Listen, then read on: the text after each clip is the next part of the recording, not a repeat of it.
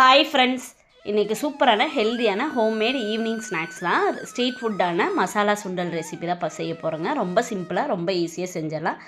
அதுக்கு ஒரு பெரிய வெங்காயம் 2 கட் பண்ணி எடுத்துக்கோங்க. ஒன்றும் பாதியமாக கட் பண்ணி எடுத்துகிட்டு 4 தக்காளி, ஒரு பச்சை மிளகா, ஒரு 4-5 பல் பூண்டு, ஒரு துண்டு இஞ்சி எல்லாத்தையும் மிக்ஸி ஜாரில் சேர்த்து இந்தளவுக்கு அரைச்சி எடுத்து வச்சுக்கோங்க.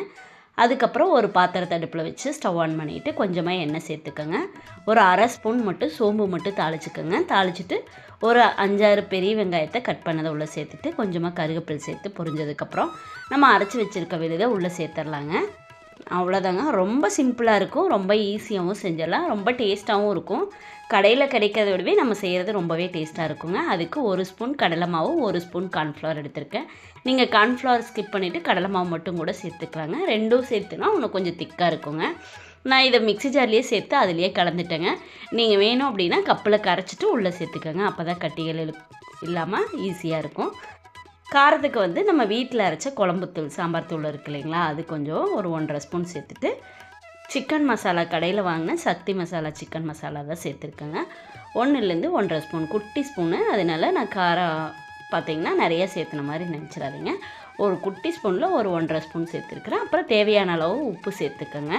சேர்த்துட்டு இதை நல்லா மூடி வச்சுருங்க. நல்லா கொதித்து வரட்டும்.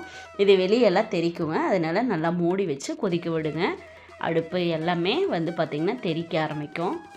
அப்புறமா தேவையான அளவு தண்ணி கலந்து உள்ளே சேர்த்துடலாங்க. நம்ம கரைச்சி வச்சுருந்த மாவை உள்ளே சேர்த்துட்டு கார்ன்ஃப்ளவர் மாவும் கடலை மாவும் கரைச்சி உள்ளே சேர்த்தாச்சுங்க. மிக்ஸி ஜார்லேயே சேர்த்து கரைச்சிடும்போது நமக்கு ஒரே வேலையாக கழுவிறக்கும் சௌகரியமாக இருக்குங்க. இந்த டிப்ஸ் நீங்களும் ஃபாலோ பண்ணுவீங்களான்னு கமெண்ட் பண்ணுங்கள். இப்போது வெள்ளை பட்டாணி இருக்கு இல்லைங்களா, அதை ஒரு 4 விசில் விட்டு ஊற வச்சு 4 விசில் விட்டு எடுத்துருக்கேங்க. இந்த அளவுக்கு நல்லா வெந்து வந்திருக்கணும். கையில் நசுக்கி பார்த்திங்கன்னா இப்போ அந்த தண்ணியோடவே உள்ளே சேர்த்துக்கலாங்க. பட்டாணிக்கு கொஞ்சம் உப்பு போட்டு வேக வச்சுருங்க. அவ்வளோதாங்க. ரொம்ப ரொம்ப சிம்பிளாக சூப்பராக வீட்டிலேயே செஞ்சிடலாங்க. ரொம்ப டேஸ்ட்டாகவும் இருக்கும், ரொம்ப சிம்பிளாகவும் இருக்கும். பார்த்தா இது எவ்வளோ கடையில் கொடுத்து நம்ம இத்தனை நாள் சாப்பிட்ருப்போன்னு நீங்கள் யோசிச்சு பாருங்கள். ஒரு ஃபேமிலிக்கான அளவு இந்த அளவு செஞ்சுருக்கேங்க நான். கொஞ்சம் கொத்தமல்லி, கொஞ்சம் கருவேப்பிலை சேர்த்துட்டு ஸ்டவ் ஆஃப் பண்ணிடலாங்க. ரொம்ப ரொம்ப சிம்பிள், ரொம்ப ரொம்ப டேஸ்ட்டாக இருக்கும். கண்டிப்பாக ட்ரை பண்ணி பாருங்கள். சூடாக சர்வ் பண்ணும்போது ரொம்பவே நல்லாயிருக்குங்க. இப்போ ஒரு பவுலுக்கு மாற்றிடலாங்க. இதுக்கு மேலால் நீங்கள் பானிபூரியோ இல்லை வெறும் பொரியோ வெங்காயம் மல்லித்தலையெல்லாம் தூவிட்டு சாப்பிடும்போது ரொம்பவே சூப்பராக இருக்கும். கண்டிப்பாக ட்ரை பண்ணி பாருங்கள். எல்லாத்துக்கும் கண்டிப்பாக பிடிக்கும். செஞ்சு பார்த்துட்டு எப்படி இருந்ததுன்னு கமெண்ட் பண்ணுங்கள். என்னோடய வீடியோ பிடிச்சிருந்தால் சப்ஸ்கிரைப் பண்ணுங்கள், ஷேர் பண்ணுங்கள். தேங்க்யூ, பாய்.